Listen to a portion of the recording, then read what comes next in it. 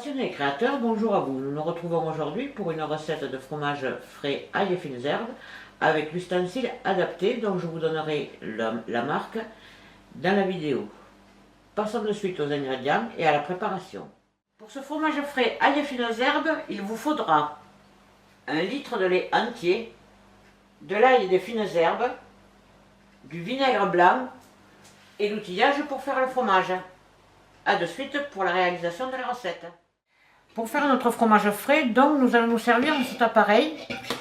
C'est la marque L'Écuyer. Vous allez voir, c'est très facile à faire. On ne fait pas beaucoup de fromage, mais l'avantage c'est qu'on peut le manger très vite et en refaire assez rapidement. Donc nous avons un bol, une petite faisselle, un couvercle avec un doseur. Alors, il y a 2 barres. Comme vous pouvez le voir, il y a 2 marques sur le couvercle. C'est pour les mesures. Alors, une c'est pour le citron et l'autre c'est pour le vinaigre blanc. On peut se servir de l'un ou de l'autre comme réactif, disons, pour faire le fromage. Voilà. Donc, celui-là d'en haut, en principe, c'est le citron et celui d'en bas, c'est le vinaigre. Donc, il suffit de mettre dedans pour faire le fromage. Il vous faudra un thermomètre comme ça pour la température du lait, alors que ce soit ce système ou un autre plus basique, parce que le lait doit chauffer à 90 degrés. Alors, dans ce fromage blanc, nous allons pouvoir ajouter donc des herbes fraîches. Ça se fera une fois que le fromage est terminé. Si vous ajoutez par exemple des herbes sèches, ça sera pendant qu'il est en train de sécher un petit peu là. Si vous voulez ajouter des épices ou un arôme vanille par exemple, si vous voulez le faire en dessert sucré, ce sera quand on va faire chauffer le lait. Voilà. Donc, en principe, vous devez mettre le lait à chauffer dans ce récipient.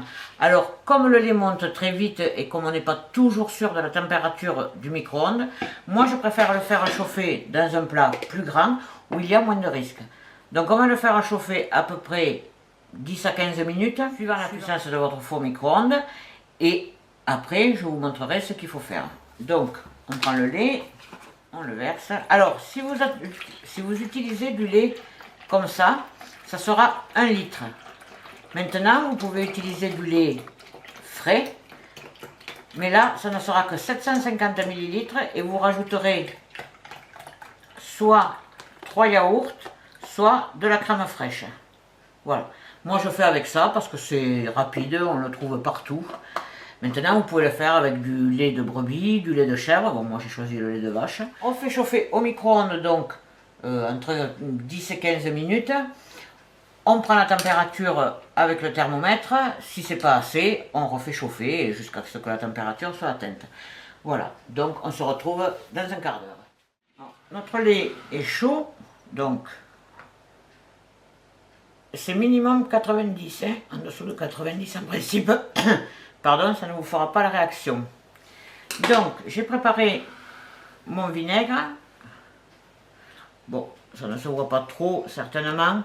Mais donc, j'ai préparé mon vinaigre. Je le vide dans le lait. Et logiquement, en mélangeant, on devrait obtenir une réaction. Voilà, enfin, je ne sais pas si vous le voyez, mais on obtient une réaction. On dirait que le lait, donc, voilà, fait des grumeaux. Donc, on remue avec l'écumoire pour bien mélanger l'acide. Alors, comme je vous ai dit, vous pouvez faire avec du citron jaune, vous pouvez faire avec du citron vert. L'essentiel, c'est de mettre un acide pour obtenir cette réaction.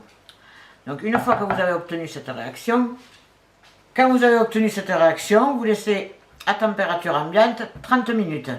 Si jamais quand vous... je suis vraiment désolé, j'ai un peu attrapé la crève là. Si quand vous mettez votre acide, vous n'obtenez pas cette réaction, vous pouvez le remettre à chauffer 1 à 2 minutes, puissance maximum. Des fois ça arrive. Voilà, alors je ne sais pas si vous voyez, mais c'est pas très jojo, mais c'est normal, c'est la réaction avec l'acide. Dans 30 minutes, on le passera pour égoutter le petit lait. Le petit lait, c'est le liquide qui est donc dessus. Et c'est à ce moment-là que l'on mélangera nos herbes. dès qu'on l'aura passé. Et après, on le laissera égoutter ici dedans. Alors, quand on met la petite faisselle, naturellement, ça ne touche pas, si j'y arrive, décidément aujourd'hui, j'ai deux mains gauches. Voilà, la petite faisselle ne touche pas le fond. Et après, vous le laissez égoutter, autant que vous voulez. Plus vous le laisserez égoutter, plus le fromage sera sec. Voilà. À savoir qu'il faut consommer ce fromage dans les 3 jours. C'est pour ça qu'il n'y en a pas beaucoup. Comme ça, on peut le manger très vite. Et puis en refaire autant qu'on veut. Pour toutes ces explications, avec ce petit ustensile est vendu le livre de recettes, comme ça, où vous avez toutes les explications. Ce que je voulais vous montrer surtout, c'est que c'était très facile de faire son petit fromage frais pour un repas, pour soi-même comme ça tous les jours, ou pour un apéritif. On se retrouve dans 30 minutes, quand notre lait aura un petit peu refroidi. Nos 30 minutes sont passées, donc maintenant nous allons mettre cette préparation ici dedans, et nous allons en profiter pour mélanger nos herbes. Alors, donc, on va le vider dans une passoire d'abord pour éliminer le plus gros du petit lait. Et pour faciliter le transvasement dans la faisselle. Alors, on peut le garder pour certaines préparations, mais bon, moi là, pour le moment, je ne vais pas le garder. Et c'est ce qui va sortir du fromage quand on l'aura mis dans la faisselle. Et comme je vous ai dit tout à l'heure, plus vous le laisserez égoutter, plus vous aurez un fromage sec. Si vous voulez un fromage plus onctueux, vous pouvez aussi rajouter de la crème. Donc on va faire un autre... Alors, la préparation peut se faire là-dedans, mais moi je préfère la faire dans un bol. Les fines herbes et l'ail. Alors j'ai mis des herbes donc fraîches que j'ai ramassées dans le jardin et que j'ai coupées. Alors vous les coupez soit au couteau, soit au ciseau à herbes comme j'ai. Évitez de le passer au mixeur parce que ça écrase trop les herbes. Donc là vous mélangez. À ce moment-là vous pouvez rajouter du sel, donc comme je vous disais, de la crème, si vous le voulez un peu plus crémeux. Alors moi je me suis servi donc de ces récipients pour la facilité, hein, parce que je suis un peu feignante des fois. Mais vous pouvez tout faire avec ces deux ustensiles. Mais moi pour la facilité je préfère faire comme ça. Donc on mélange. Bien. Alors moi je vais pas saler parce qu'il y a de l'ail et que l'ail apporte justement cette sensation de sel. Maintenant vous pouvez saler, vous pouvez poivrer, vous pouvez faire ce que vous voulez. Suite à la décision de mon goûteur officiel, c'est-à-dire ma fille qui est pénible de temps en temps, je vais rajouter un petit peu de sel. Alors maintenant nous allons le transvaser dans le petit bol. Enfin, ça s'appelle une faisselle exactement. Employons les termes. Vous voyez, ça donne un petit fromage, enfin ça donnera un petit fromage. Hein. Donc là je le tasse donc, avec l'écumoire, puisque je l'ai, on peut faire avec une cuillère aussi. Et nous allons le laisser dans le frigo minimum 1 heure. Et je vous dis, vous pouvez le laisser par exemple jusqu'au lendemain. Il sera davantage égoutté, il sera un petit peu plus sec. Tout dépend de ce que vous voulez en faire. On se retrouve tout à l'heure pour le démoulage.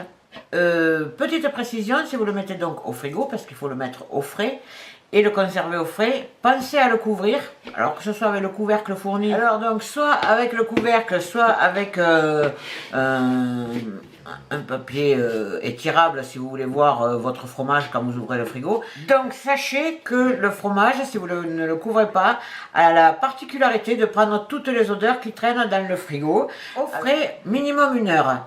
A tout à l'heure pour le démoulage. Nous nous retrouvons pour finaliser notre recette de fromage frais.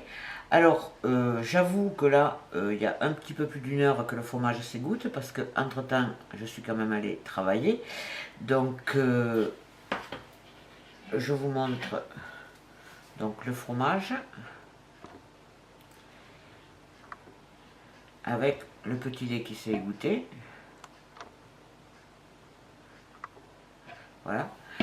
Donc, minimum 1 heure au réfrigérateur. Et maintenant, nous allons essayer de le démouler. J'espère que ça va fonctionner. Nous avons notre petit fromage. Alors, vous voyez, c'est vraiment un petit fromage qui se mange donc rapidement, puisqu'on peut le conserver, comme je vous ai dit, et que je répète, 3 jours maxi. Mais ça permet d'en faire souvent. Alors, cet ustensile, pardon, est vraiment très, très pratique. Donc on peut, comme je vous l'ai dit aussi déjà, l'aromatiser, faire ce qu'on veut avec, le sucrer et le servir pour un apéritif ou pour un petit dessert, pour un repas, voilà. Donc maintenant vous le mettez au frigo, toujours, et vous le consommez donc rapidement.